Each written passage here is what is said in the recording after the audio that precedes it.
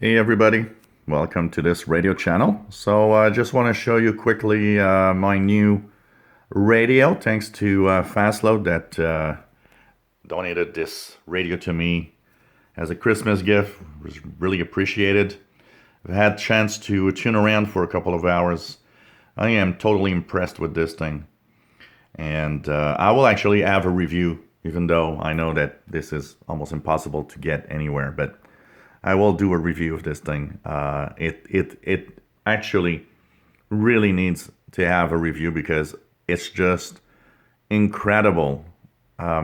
This radio is the most amazing analog portable or semi-portable that I've ever seen. So this is the Grundig Satellite Transistor 6001. It is also under a different name, the Grundig Satellite 210. It was made in 1969 by Grundig in Germany, and we don't see this a lot anymore, but I think it's down here. We see the made in Germany thing. It's quite heavy and it is amazing. Now, first thing that you actually find really amazing on this thing, this is a full coverage receiver. So with a system, and it's really crazy, the system of tuning this radio is amazing. Just the tuning system and the band switches is in itself a complex device, and that's without and you gotta add the performance. And one thing that I've noticed about this radio also, zero drift. I mean, you tune a frequency, you don't have to retune every half an hour. It stays there. It's just crazy. And of course, when I'll review it, I'll have all of the little intricate details. So it has long wave, medium wave. It has the shortwave bands all the way to 30 megahertz, and it's no breaks in the frequency range anywhere except a very small chunk on the upper part of the long wave to the medium wave band. But apart from that, it's continuous. It's just amazing. S-meter has an optional single sideband decoder module that you can purchase and get and install in the back, because at its basics it doesn't have it. Also at its basics, and this is funny because this radio is a battery operated radio. When you bought it in 1969, if you didn't ask for the extra power adapter, it was typically a radio that ran on 1.5 volt D cells, which is kind of funny. And it really uses very little power. In the instruction manual that I got a PDF on the internet, it does say that this radio is capable of 140 hours of listening on a set of batteries. Now this one has the external power adapter, so it has the little, the switch and everything for, I can plug it in to the wall outlet, which is nice. It is amazing in its sound quality. It's a true Grundig, experience. I mean, I could, even though it's not in stereo here, I could still listen to music on this thing because it just sounds so great. Of course, lighted dials in the front.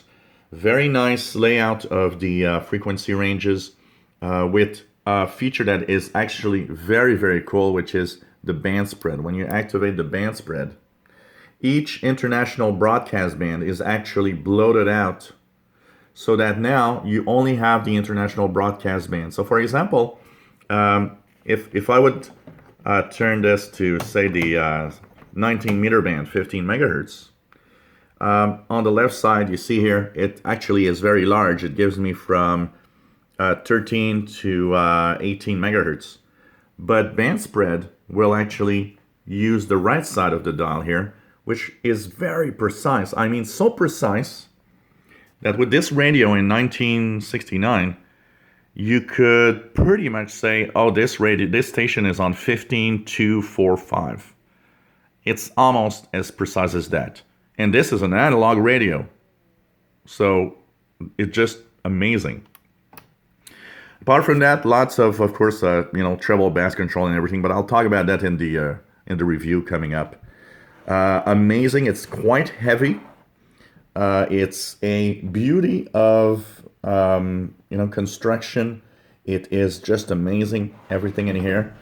Look at the back here, back end here with some antenna connectors and everything, extra connectors for all sorts of things.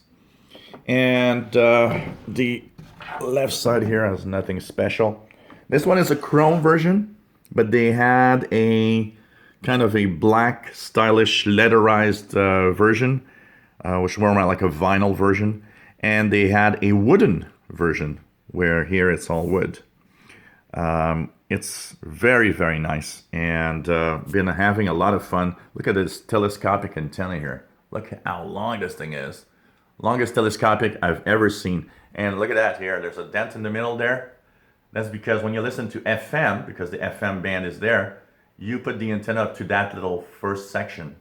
When you listen to shortwave, you extend the rest up to that tall section. And it is an amazing radio. So I've got a service manual, and sorry for the phone here.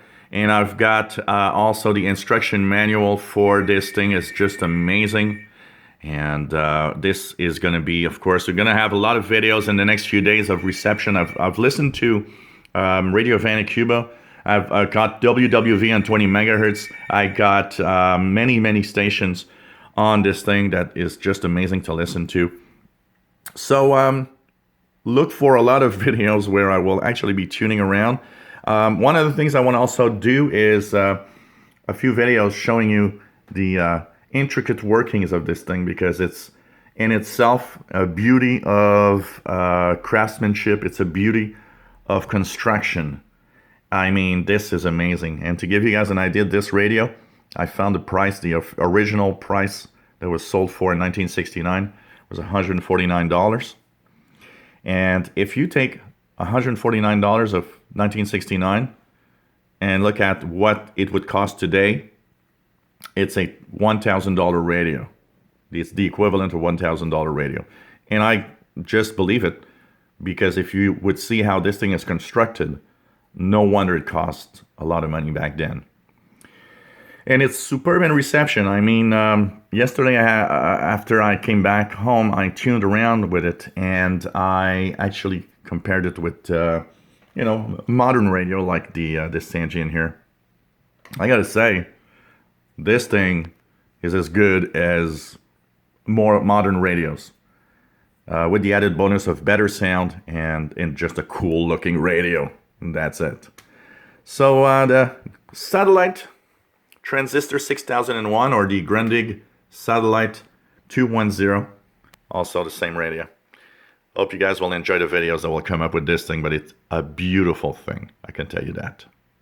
If you enjoy my videos, please subscribe, give us thumbs up. Thank you for watching.